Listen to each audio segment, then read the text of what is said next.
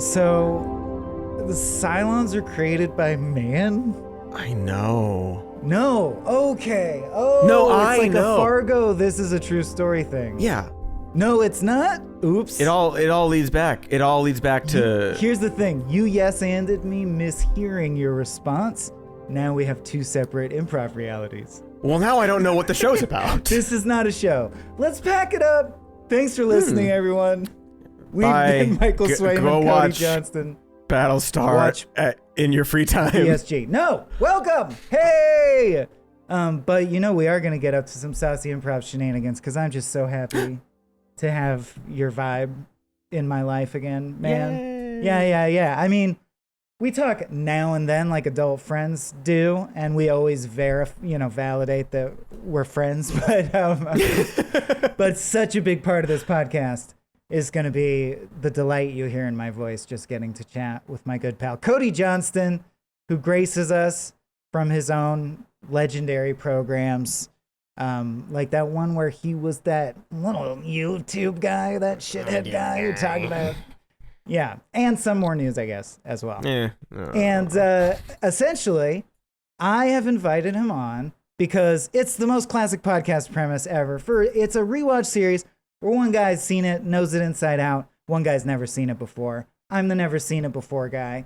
And I want to state first and foremost that everyone who's listening to this probably knows, huge Trek guy. Ronald D. Moore, huge figure in multiple Trek series and Arc of Trek. So this is something I should have watched. All my fans assumed I had. I got a lot of surprise back when I announced that I was watching it. For real? You haven't seen this? And Cody, I got a lot of unfortunate spoilers. So I realized I'm going to not plug the show that much. And it's not their fault, the little darlings. Yeah. But you know what I mean? It is. If you announce that you're watching it for the first time and they're like, but guess what? But it's so twist-driven. Rarely have I encountered a show that's like, baked into the premise is, there's 12 mystery guess who'ems. Can you guess them all? Yeah. And guess who? And of guess course, who they are. Just by posting, we're going to cover Battlestar. People are like, it's so sick when so-and-so says, I'm a Cylon, you're a Cylon, and the other three Cylons are you and you. And I'm like, dude. It is interesting. I hope you forget the names and the things they said. I'm so sorry that you saw some of that. It is funny because the scene that they're talking about is Puddle of Mud sketch. Is it they blow their load? They're on like five at once, unexpectedly.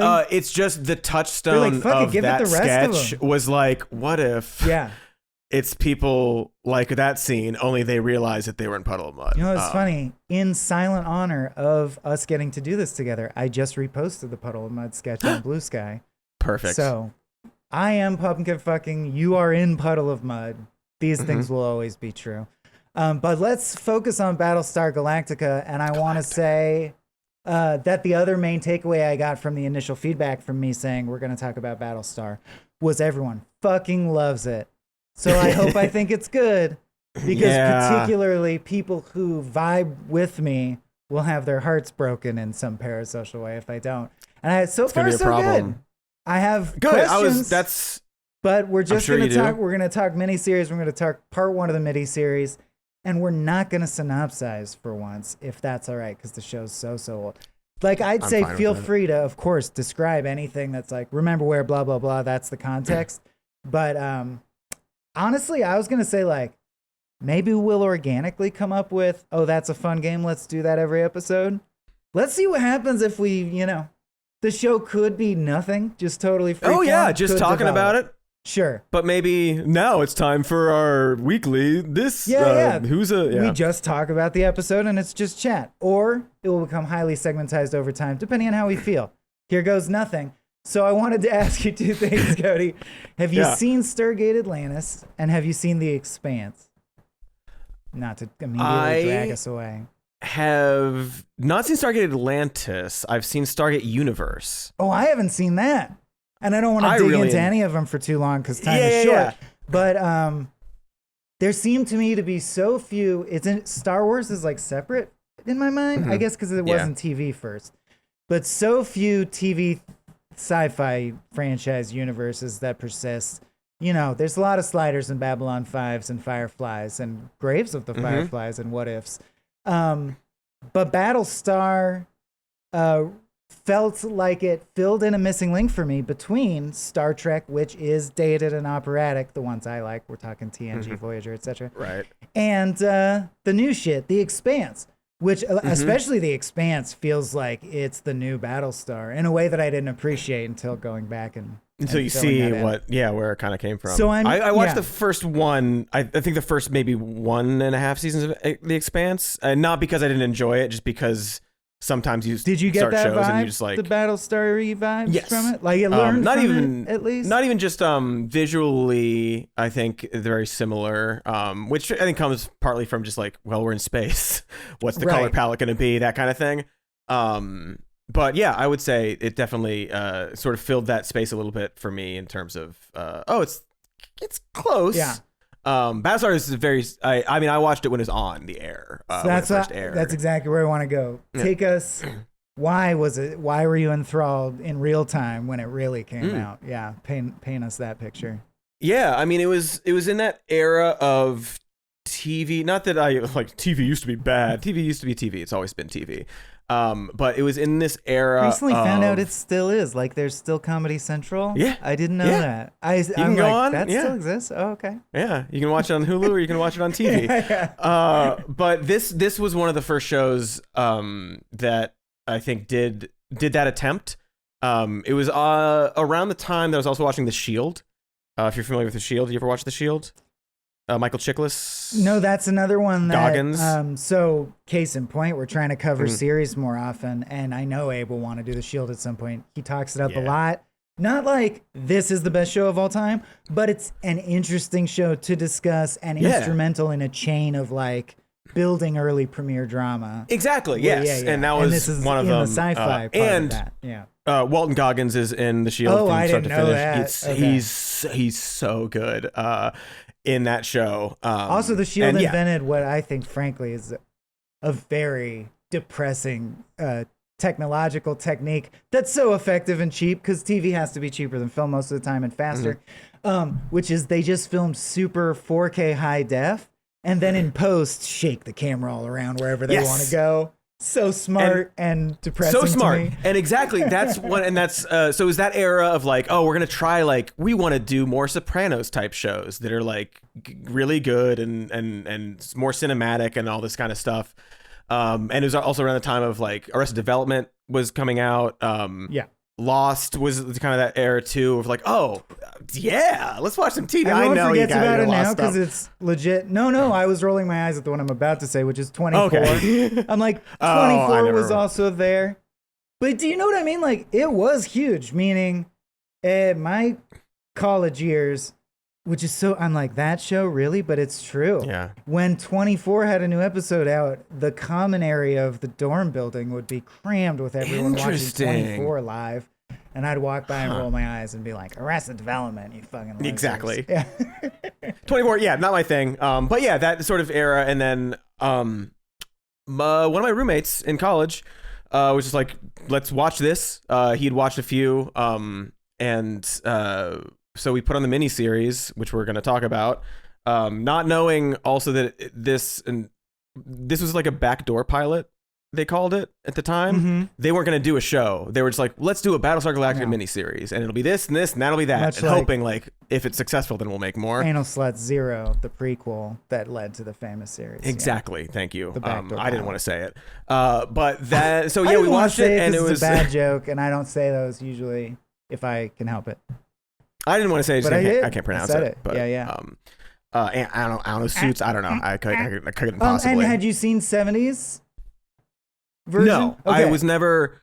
But did you know, were you like me, where literally the only thing I know is the look of the head? I'm like, oh, they look like stormtroopers, and their eye is a red thing. That's all I know. My knowledge of Battlestar was basically the one Simpsons joke about the mighty robots from Battlestar Galactica and the gay robots from Star Wars. That's it. Oh, see, there's two. I also know about Battlestar Galactica, the original series, that someone I think named Lauren Green dies in an iconic pose.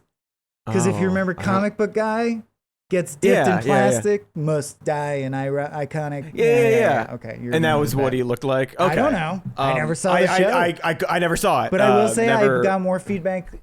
I was surprised how much feedback I got. Because, for example, if we ever flirt with on social media covering like Doctor Who, nerds always go, fuck, from the 50s to the 70s. Start here, do this or whatever. In the 80s. Yeah.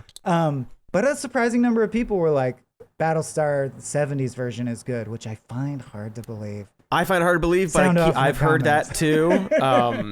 But yeah, it was just give it a shot, and I was hooked right away. It's just all the stuff. I obviously love sci-fi things. Yeah. They were doing that shield thing, which is very clever for sci-fi shows specifically, of doing camera shake and snap zoom kind of stuff in space, because then you can do that. You can do the battles and stuff, and you don't have it doesn't have to look a perfect CG, because you're moving around so much. So I think it gave not just being able to do effects the action more effectively, to make your effects look better. Yes. A little blurry, motion blur and stuff, and make it more kinetic and fun to watch too. Right. It was described to me by my friend Kevin Clark at the time, who was the one watching in real time, telling me how great it was, and I meant to watch it, but I didn't get around to it. He's like, it's like sports coverage, where it's almost the idea of, no, this is really happening. Therefore, the cameraman can barely get to the ship in time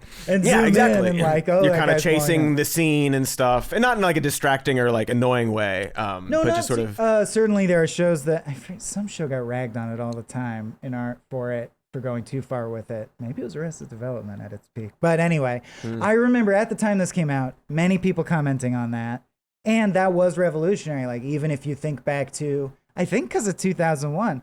Classic sci-fi cinema is largely model-based, especially the space shots. So even Star Wars, right, is cleverly using, and A New Hope uses the famous, the ship is so big it never ends. How will we defeat it? But this really was, younger people listening will probably not know to plant a flag in Battlestar as the one that was we can shoot the model, then in post, make the cam shaky, and it looks so. This is a really weird tangent, but Scott Gardner, who I know you know, great internet content creator, very, very funny, showed me that technique in animation around the same time. He has a sketch series called Tiny Fuppets, which is a Muppet Babies parody, and he did something. We were at a thing called Genius Camp, where we were shooting sketches together, and in between shooting, he showed me how he did this technique, which is, he animated a whole thing in Flash. You'd appreciate this as a Flash and After Effects guy. Then he put a piece of paper on a wall with dots on it and just filmed shaky cam and tracked it to that motion point. And he was like, instant Battlestar effect on your animations. Yeah, I did a little bit of that in some of the sketches we did back in the day. It as the Battlestar effect. So I think it's just, that was huge. Yeah, taking the thing and then just add a little bit of shake, and then it looks a little more real, a little more exciting. And how well versed are you in old Trek? Not that much. I know that. I know. So we have multiple Trek podcasts, and I'm not going to put it in all the time, but I do think this is an extra good pairing, because there's things that I can tell you that might even deepen your appreciation. So, as I said, this is sort of the show Ronald D. Moore wanted to make under Trek and couldn't. And if you know what I mean, he's like, I just want to make a sci-fi show implementing these ideas. What's a good IP for that? Battlestar Galactica has name recognition, Star Trek and isn't is sitting great around for it, so and he couldn't get that ship to steer that way for whatever reason. Who knows the political hierarchy of Star Trek at any given time? But basically, the story I've heard is that other people, obviously, show running and writing, so not just Ronald D. Moore, but it is interesting if you watch this as someone with an encyclopedic knowledge of Star Trek, the things that they do that are so Star Trek, and the things that I do that I'm like, I bet Cody doesn't even realize how fuck you Star Trek this is. For example, how much they're like, it was very important to them. They're like, people are going to die in space in this, screaming as the air is ripped out of their lungs.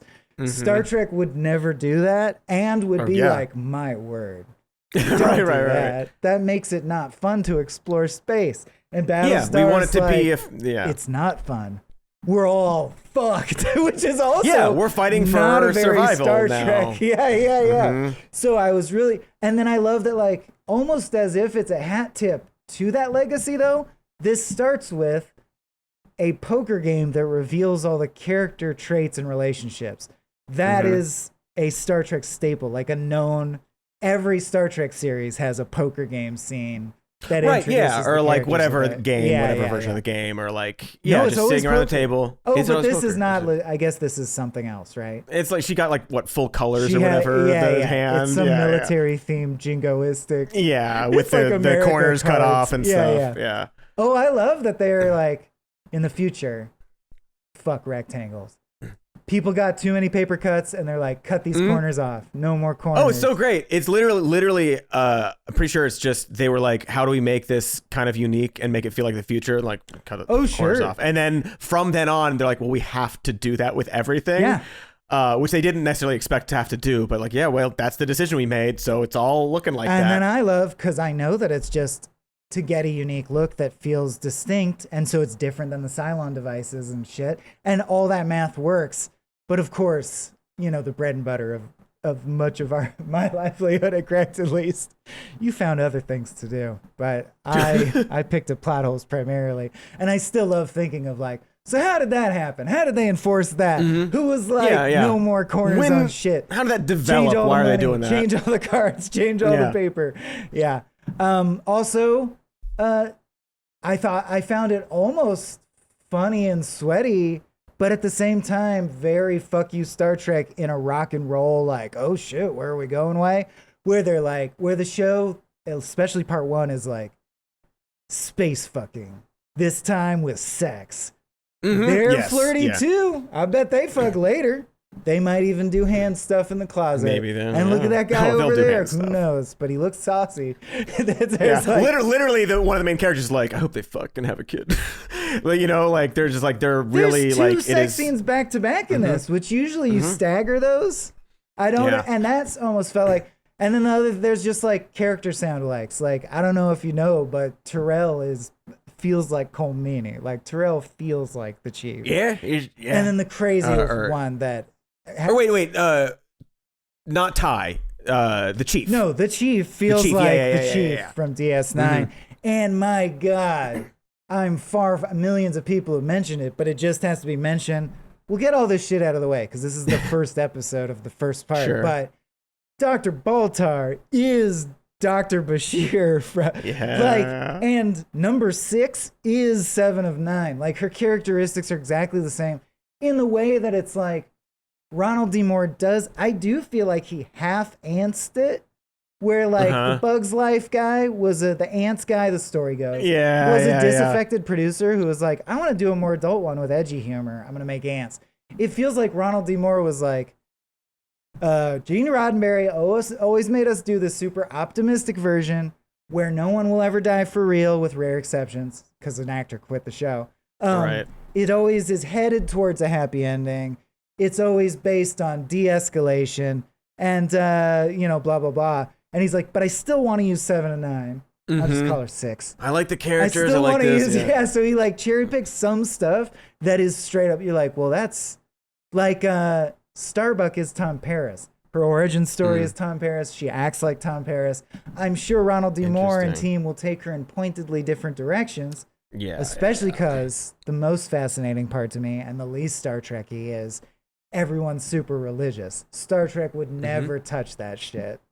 Yes. It would be like too provocative. Well, they would go they would go to like a planet and like, well, the planet is religious, but like we, the federal, like we, but the religion would be we of the Star Treks are not bland. Yeah. Like, to its credit, and something we love it for. Star Trek way ahead of its time on like interracial kissing on camera, but it's an alien, or like, but it's a space lady. Or we're gonna have a thing about gender, but ultimately it's still a guy kissing a girl actor who's pretending to be androgynous. So like fish lady or whatever. They'd push the envelope without rocking the boat, which I mean, I feel like Some More News could do an interesting episode on is that even useful then? And I don't know the actual answer to that. Yeah, like dipping your toe in instead of like, no, my foot's in the door and you can't close. Should we be it? patting ourselves on the back for gently saying, hey, it would be nice if we were all nice to all the queer people? But like, you only go so far because you don't want to piss anyone off. I don't even. Or like know. The first interracial kiss with Kirk. Kirk and her, and it's like, but cool. like, but that wasn't that like forced? Wasn't it like they had to?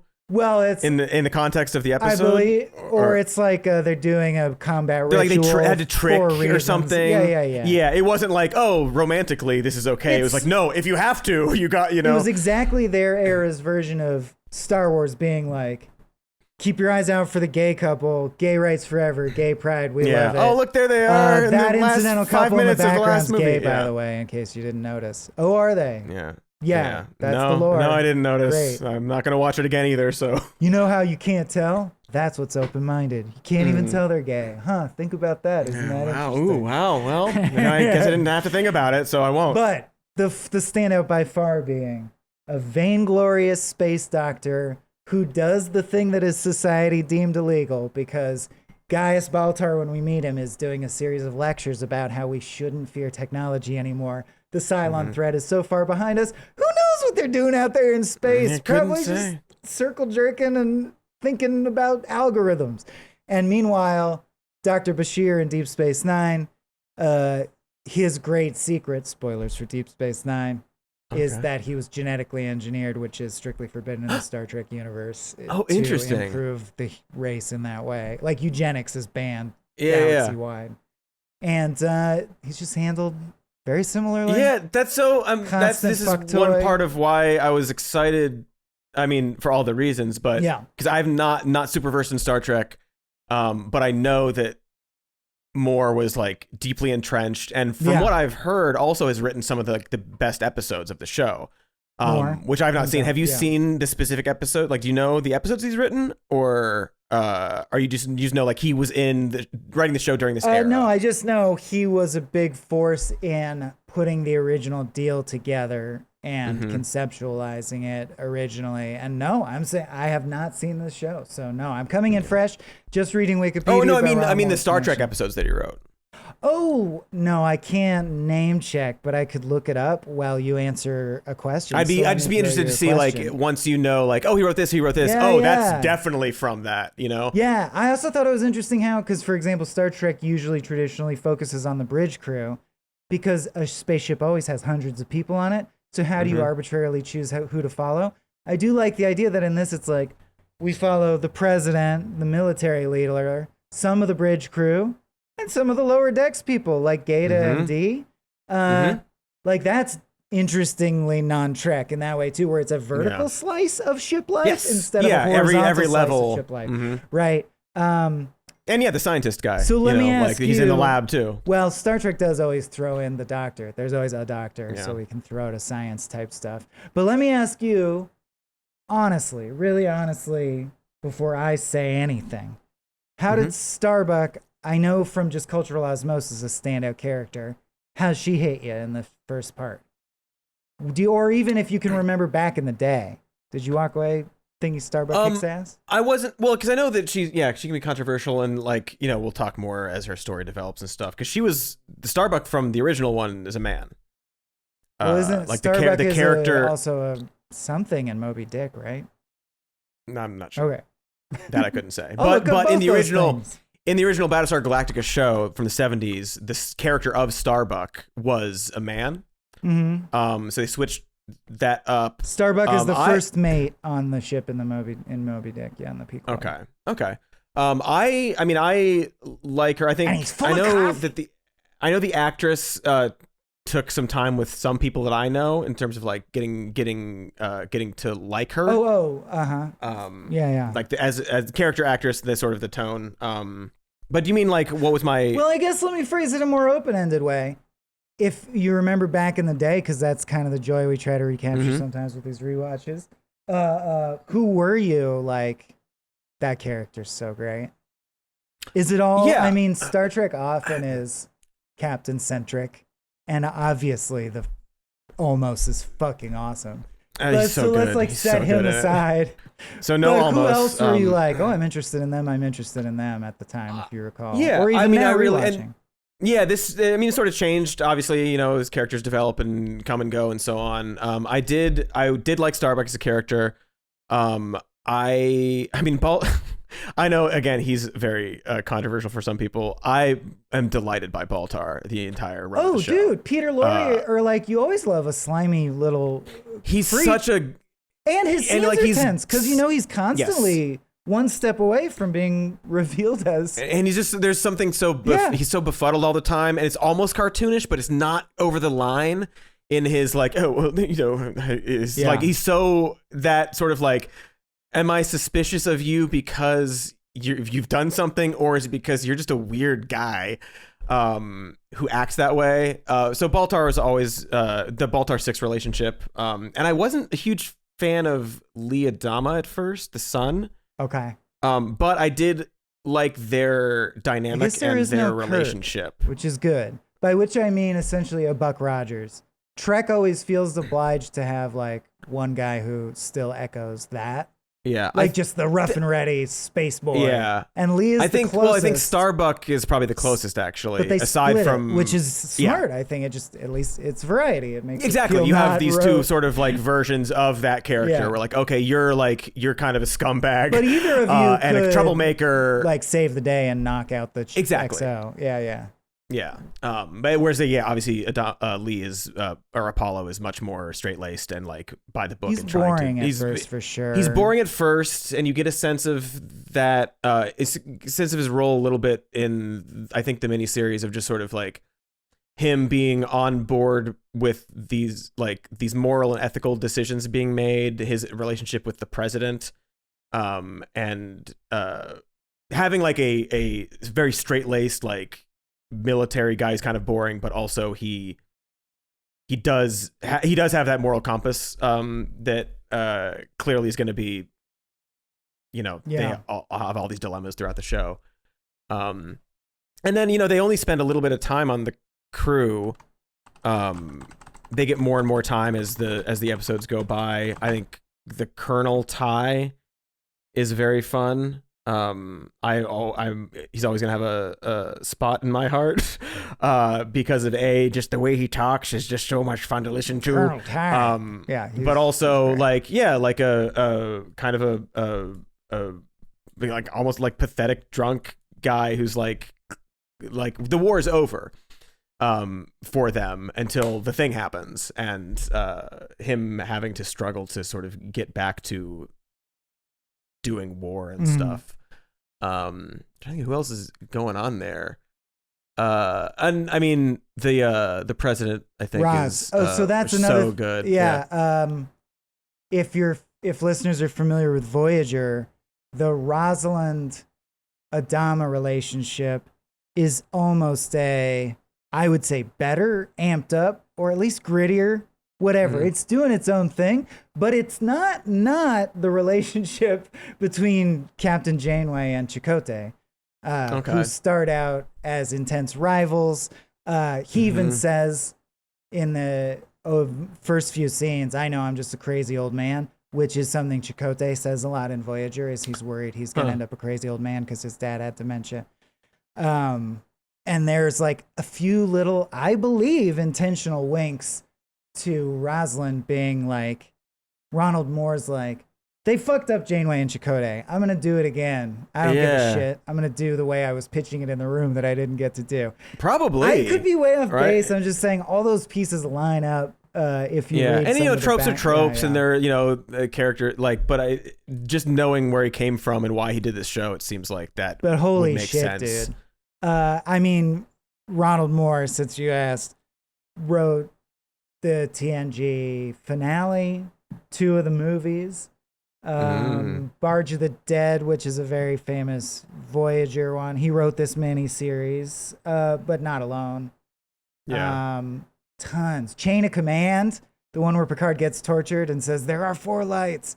The Chase, Data's Day, The Defector, Disaster, The Die is Cast in DS9. Yeah. So he is, yeah. So this is what. So he's, yeah. I've validated what my instinct was. He's got the, which is clearly that got the chops. Ronald Moore is kind of a Tchaikovsky who was known in classical music for starting in the classical era and ending in the Romance era.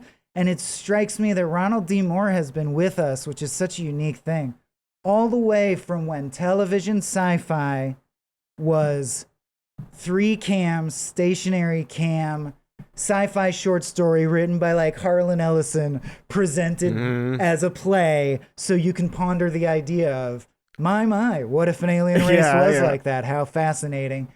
All the way to, which Battlestar Galactica I would say is more for better or worse. No, you're not meditating on what is it. Maybe it will later, because I know there's a lot of religious and stuff. But I would say this first part certainly scans like, who cares what the meaning of life is, so to speak? Who cares why humans explore? Fucking aliens are going to eat your face right now. Everything's a bomb. The president has cancer. We got to go. Also, whereas Trek, like, for the most part, especially TNG, and then this softened. And I'm now realizing Ronald D. Moore was instrumental to this whole arc. Trek would be like, it doesn't matter what Picard feels like inside. We're not character driven. Very intentionally, Right. Roddenberry was like, it's not a soap opera. We don't care how they feel about it or if they want to date each other. Battlestar's like, sure we do. If it's juicy, like, yeah. That's what people do. We care how Adama feels about his dead. And whereas TNG would be like, no, we should dedicate that page count to a passionate speech from Picard about the nature of space. Battlestar's like, no, it should be like, they fuck, and then surprise, I rip my face off and I'm not who you expected I was. Yeah. Like, I feel it's bad, much more of that. And that's fascinating to me as someone who can enjoy both modes, but to think that Ronald D. Moore was like there for it all. And he's kind like, of instrumental for each just let me phase do of it. that. I don't care what it's going to be. Just let me do it. Yeah. And it does get into that That's what I in was gonna ways, ask, you know, there are Because of course I love political TNG. stuff. Does it get meditative or like trippy? Does it get trippy? It That's gets the a little key word trippy, for yeah. me. Okay. I would say it gets trippy at points. It's definitely, it can get philosophical. It's there's a lot of political dilemmas. It is you know, the religious stuff kind of permeates throughout the entire show. And there are these questions that they ask, but it's not as meditative on those topics as something like Star Trek would be. So it has all those elements, but kind of what you're describing, it really is like a political family drama in space with all these things happening. Well, and I feel like the one meditation that's always on its mind, which is a good one that we always need to do, is when it's crunch time. And if you think of humanity as a monolith for the sake of the thought experiment, like, should the military lead us or should the civilians lead us? Is humanity ultimately, and Voyager does this in its own clunky way, like, is humanity defined by certain sets of principles that we'd rather just die and go extinct than betray? Or is humanity defined by being an animal that just wants to survive at all costs and will sink to any level and brutalize anyone who fucks with us to survive? Or decide these things like, well, we have to do this even though we don't believe in it, but like it is integral to Whereas Adama that. goes like, but you were 43rd on the list. Should that matter? And it's like, well, if it didn't matter, why'd we make the list? And then it's like, but there's only like 12 of us left. Does this really matter? Like, these are interesting political open-ended questions. Yes, they do. They dive a lot into that of these sort of like these things from the past, right? And I think Adama makes some comment about, because the ship is a museum itself. I love that offer.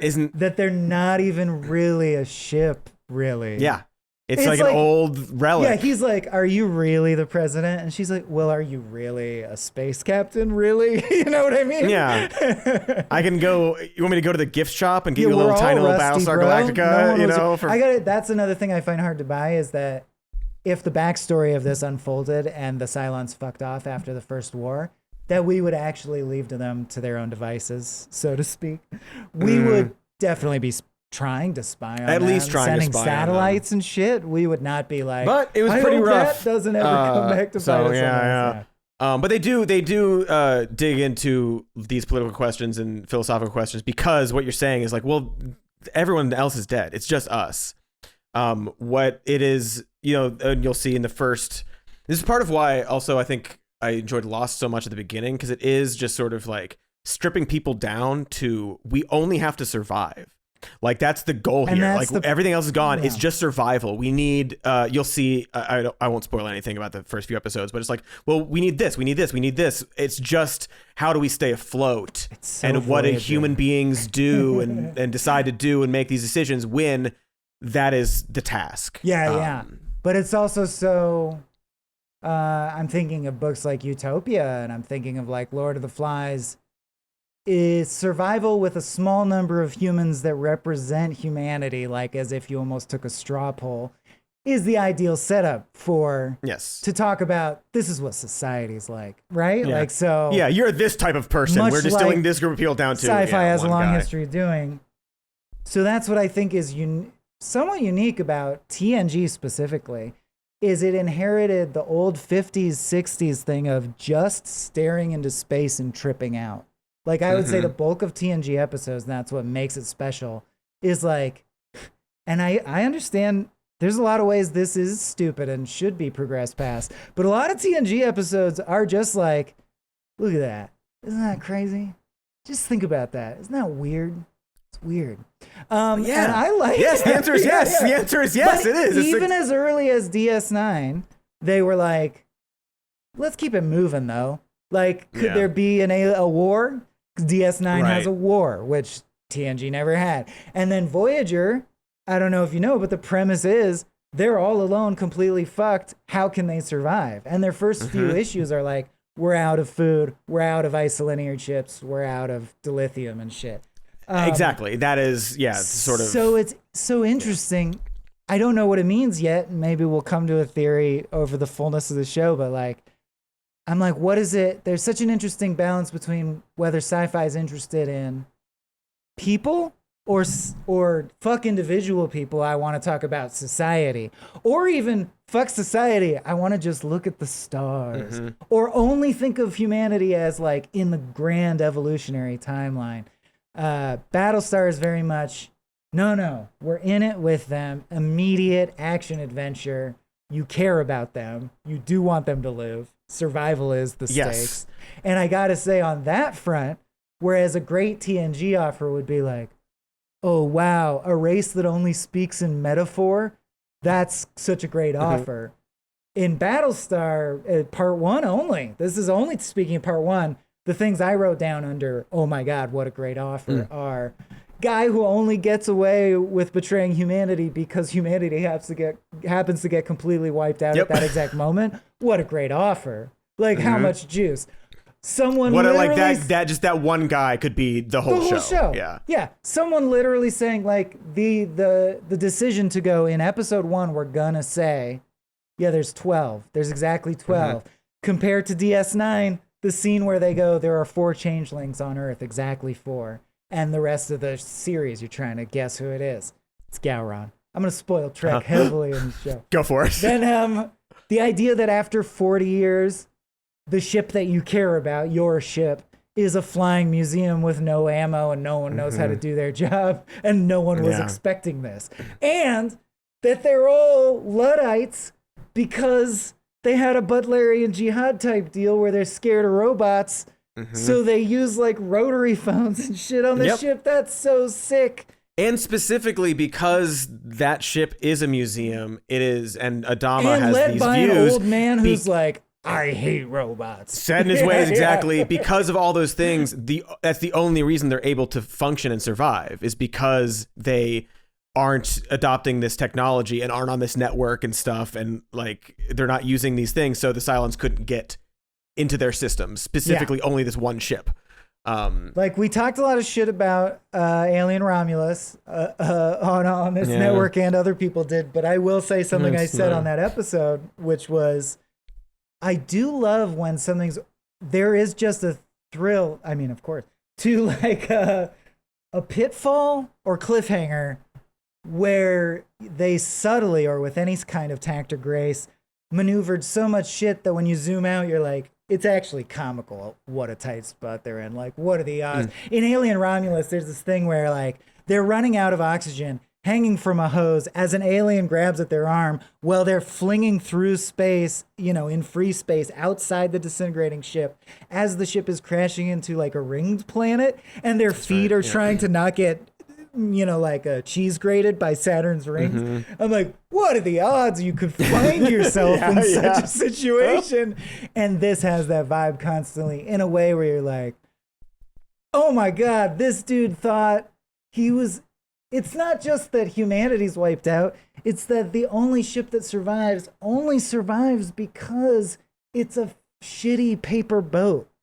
They're like, oh no. Well, we're really in a tight spot. They didn't target the paper boats because why would you? It's just the overwhelming feeling. I mean, from part one especially, trying to save observations for part two.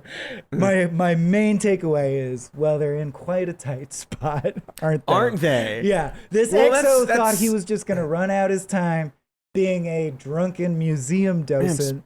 And now the guy's like, well, what do you, Adama? I can't do the Adama voice. Look, you got to decide, man. Kill all those people or kill all those people. Yep. And he's like, you're up. I thought I was a museum docent. Exactly. I thought I could be drunk all the time. Yeah. I'm drunk now. Like, I'm still drunk from the fight. Now I got to be sad about my wife or whatever and apologize to this this awful pilot. Oh, and the last great offer that I wanted to call out from my list. The fact that every time you make a hyperlight jump, it's a whole fucking deal and everyone's scared. Like, there's a touch of Apollo 13 to it.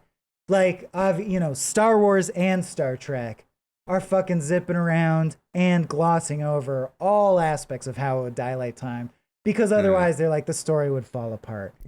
I love that in this, they're like, we will gloss over it so the story can proceed in terms of some elements, but we're going to make it a big deal. Like, every time they jump, they're like, I hope we don't blow up or hit a star or like, whatever.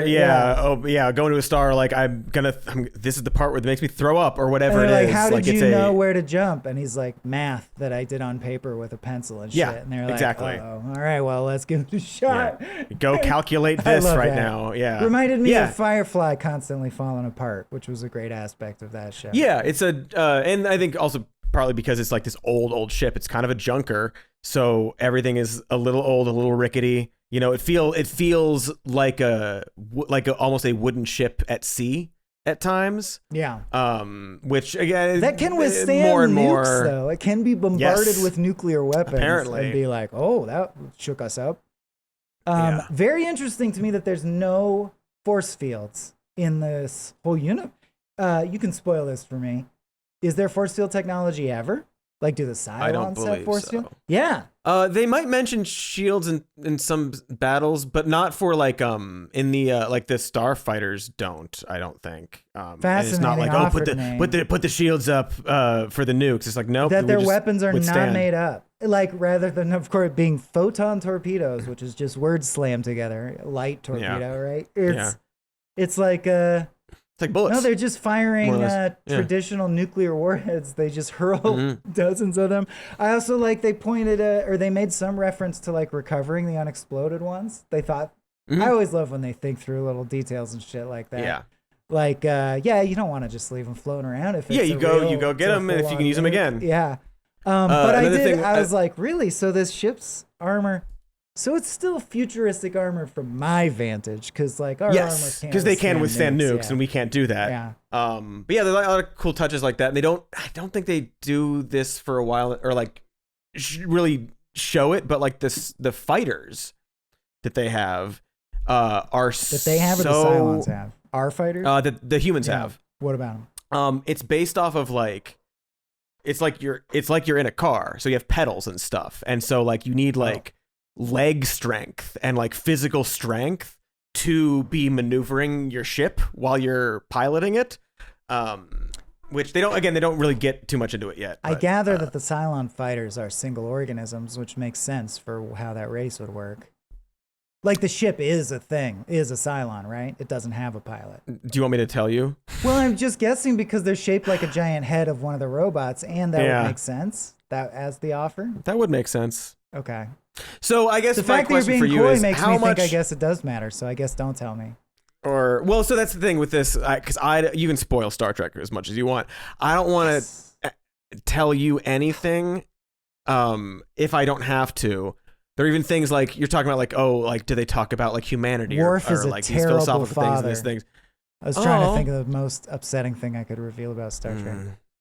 Worf. Just really bad dad. But yeah, so I don't want to do like a lot of confirmation stuff, especially if it's like, well, Sure. they do, I won't ask stuff like that as much. Because how rare is it that I've successfully avoided a lot of, like I said, other than I think I know maybe 6 of the 12 things now. Oh, that's so but many. that's also a good, but 2 of them, 3 they reveal in We this. know 3 already. Yeah, exactly. so I'm like, that's also a ballsy, like, or 4. We're gonna give you we know 4. Wait, we know the guy who pretends to be an arms dealer and then melts from the radiation. Yes. We know 6. 6. We know Boomer at the very end. At the very end. Oh, and then, we know the Kevin Spacey and then guy. the dweeby guy, yeah, the little the pipsqueak. journalist, Dave Shutton. Yeah. Do your research, Shutton. So okay, so you don't know that many more. Yeah. And like this doesn't spoil anything. Like there are 12 models. Some you see now, some you haven't seen yet. But that was another question. It's gonna be okay. So, here's something. I don't know if this needs to happen every episode, but it feels like it might. Can I ask you outstanding questions, and you can judiciously tell me the answer or say I'm not going to answer that? So yes, this is what I was because there actually are going to things suggest. where I want to ask you, like, is that just bad writing though? And I do want your answer. Like, and this is so. Yeah. I've got a few questions for you, and one of them is literally just like, what questions do you have? Yeah. Because, and my answer might be they will answer it, right? Because that's what I'm asking. I just want the answer. Yeah. Do they address this, or is it just Yes. vibes? Mm-hmm. Or like they don't get to it, or they forgot about it, or whatever right. it is. Yeah. So okay, in episode order, the colonial diplomat who shows up at his station falls asleep on the 40th year and then comes and gets blown up to signal the beginning of the invasion. From the Cylon point of view, and I don't want you to unpack or explain it, knowing the whole show and what 6 is thinking, and maybe there's a religious aspect or she has her own inner desires and goals in life or whatever that I'm not privy to, does it make sense from her point of view to like make out with him before blowing him up? Was there a reason she did that? Do they? I would say it? so. I think I can answer this without. Yeah. So I would say. Is she like interested in human mating? Is that her? Yeah. deal? So I would say also I wouldn't necessarily. So when we talk about the Cylons, also especially and with 6 too, that's not necessarily the 6 that Baltar was dating, right? As we saw at the end of the episode or the miniseries, you see this you see like 3, like a bunch of, there's so many copies. So each one is an individual. Oh, do they? Oh, I thought each one had a cloud copied memory that synced with all the other ones. That's not true. They can have divergent brain timelines. Yes. Each one, they're like individuals. They're just the same model. And you kind of get a sense don't answer me. But do they ever, or I guess I'll just phrase it as, I hope they do, and it sounds like they probably will. Do they or don't they play address with the this, idea of what if a 6 got separated from the pack many years ago and has had a very different experience and is totally different from all the other 6s. That's very interesting to me. Yeah, I think you're gonna love this show. That's cool. I would say just sort of to package all the sort of questions you've been having about, like, do they delve into this? Do they talk about this philosophically or politically or like religious, like all these sort of things? And then you said, I think something along the lines, it doesn't matter. These are the people. They have to survive, and I want them to. Here's who they are. The fact that you're in, and I have a follow-up later about the characters, but like, that's true now. And now that you love the characters and care about their survival, then they move forward and do all this other cool sci-fi stuff that I think you'll enjoy. But yeah. So the 6 at the beginning of the series, I would say probably wasn't the same model that's was dating Baltar. And I would say that it is likely that 6 did have a reason to do that. If I see it through that lens, I can headcanon it as simply as she's about to suicide bomb and maybe it was her first mission. She's curious. It was literally just to experience it. It's Like, her she doesn't give first a shit. interaction with a human being. So she's like, probably. what would be fun? I could only squeeze in one or two things to do before I'm just going to How does blow a up human the kiss? station. What's that like? But can you explain why this highly paid military professional kisses her back? Does she have poison ivy sex hypnosis powers? Or is that just weird TV steaminess? Like I wouldn't, you know what I mean? I would not react that way. I'd be like, ooh la la, the robot's kissing me. I'm into this. Let's do it. I think the interpretation probably is closer to, he just woke up from a nap in humans are space and he's humans. getting The kissed. military has all kinds of people. Sure. This guy clearly has been like pushed aside. Like, you be the guy. They never show up. Go to the meeting. They're not going to show up again. Do whatever. So he's immediately like, yeah, I'll cheat on my family with this chick in I think space. he's just kind of a shitty, like, horny guy who's like, whoa, what? Right. Okay. And then it's like, yeah, she's hot. And I think it's more about, Well, what about the the shitty, sort of horny- like flaws of humanity and stuff like that. I guess I don't know if she's horny, but she is a shitty mom. The mom whose baby's neck 6 snaps. I just want to say a comment, which is, if a stranger said, your baby looks so fragile to me, then asked if they could hold the baby, the answer's no. Because the previous thing you said, that's that. You can't say so fragile. You shouldn't have said that. And then I also think it's pretty interesting that a humanoid robot, would marvel at the idea that a spine can hold a human's head weight. And it's like, well, you know engineering. You know what bones are. You know what steel is. Yeah, You have a that's head. true. Just weird, Yeah, right? I feel like that's more of just sort of a writer being like, oh, what if she's fascinated by the humans in this way? But you're right. It's like, She's well, just they would musing. understand. She would understand. Similarly, and I will phrase this one as a question, why go to all that trouble and make it so when you bone, your spine glows? Was it impossible to fix that? Like, they couldn't engineer that out? That I don't They think couldn't put makeup you'll ever get. on You'll, or yeah, I don't thicken think the you'll ever be skin there? satisfied about the spine Because glowing they are thing. trying to hide, right? Do they care about Yes. being undercover? Okay. Oh yeah. I think probably her less at that moment because it's clear like, well, it's happening soon. There's nothing Baltar can do at that point, right? Yeah. So even if he found out, she ends up telling him anyway. But they are generally trying to hide, and I don't think they ever address like, we should try to make our spines not glow when we're fucking. It would just be a lovely like Avengers shawarma moment if at the end of the series, someone's like, I thought of it, guys. Thicker skin on the spine Thicker part. And they all skin. go, oh, skin. Oh, you thicken the skin. Oh, of course. Yeah. So then, I guess my final question, since we're almost out of time, we can talk about the score next time, is, or I just draw your attention to the fact that, no, I'll save that too. I'll save that too. Well, I will say I'll draw, Adam and Roslyn are my main interests so far. That was my main question is like, who are you excited about Adama watching Roslin. and interested in, and who are you not at all? But the things I want to tweak, or like the bombs I wanted to drop as we head out here, were one, I think they gloss right over. I understand the math of making the offer that Lee died. No, the other one, Zach. That Zach died. Zach, yeah. And this gives them something to do. Basically, it complexifies their relationship. And in this type of show, they've clearly decided no one's relationship is just simple and straightforward. Everyone's going to be having some tension. So they can't just be a father and son who love each other very much like Ben and Jake Sisko. They have to have some baggage.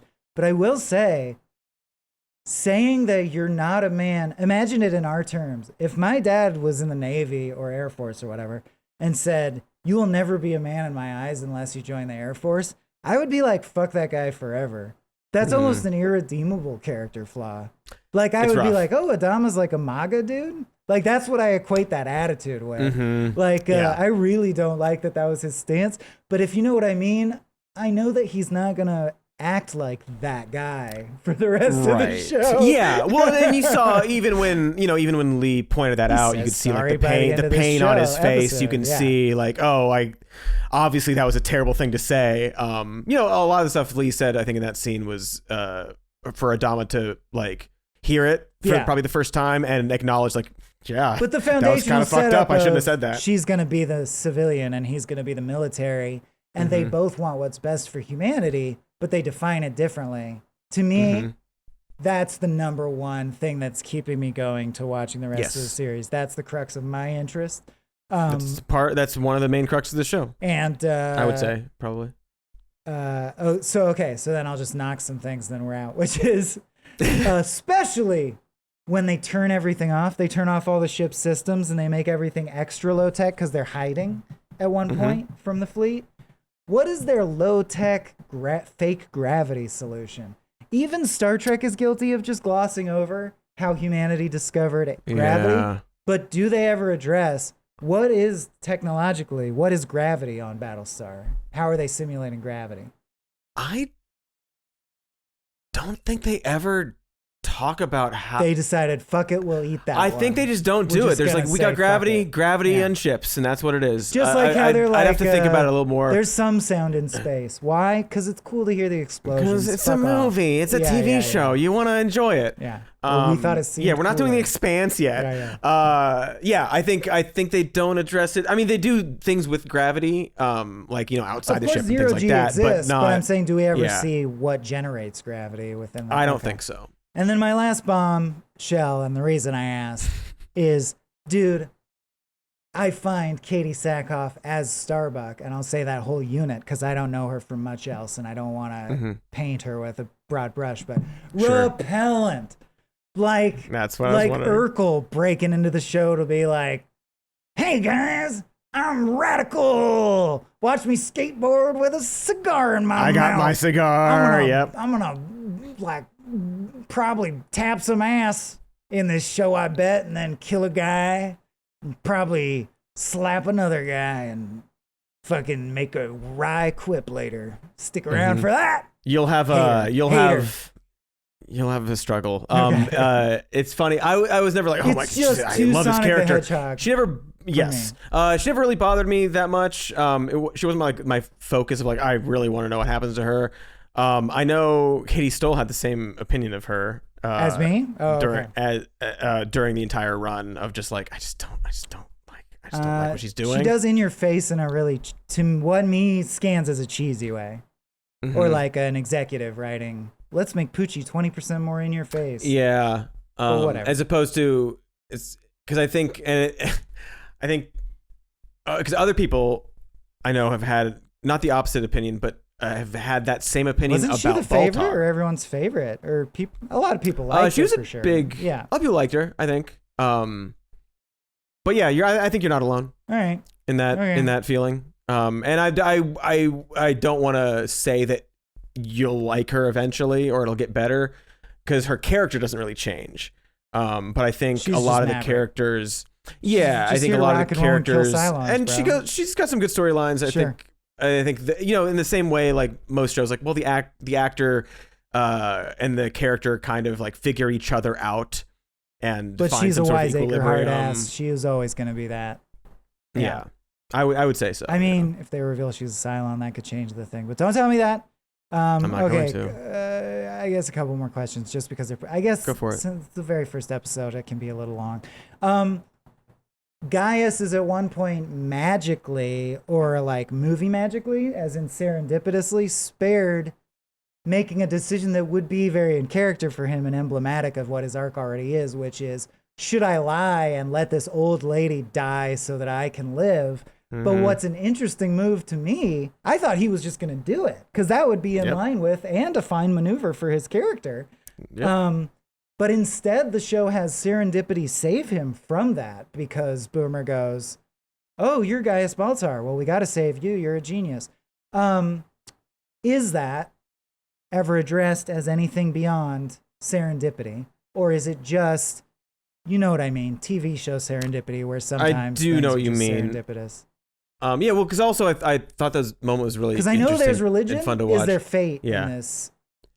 Do we get a definitive answer on whether fate exists in this universe? That's interesting question. Do you want me to answer that question? I want you to answer how much whether we get an answer, but not what it is. I would say that we get an answer to that. That they do address that in some way. I think they address or they care about that question as well. Okay, I wouldn't even necessarily say specifically that moment. they're not like, oh, that was because of this, but I would say that feeling you're having of like those questions the show do is come interested up, and in, was this all meant to be? Is this a cycle? Yes, Okay. the show is Feels discussing like it's that. throwing that out there. Yeah. Yeah, well, because also you have, there's an element right before that moment where you think like, oh, he's just gonna fucking take this woman's number.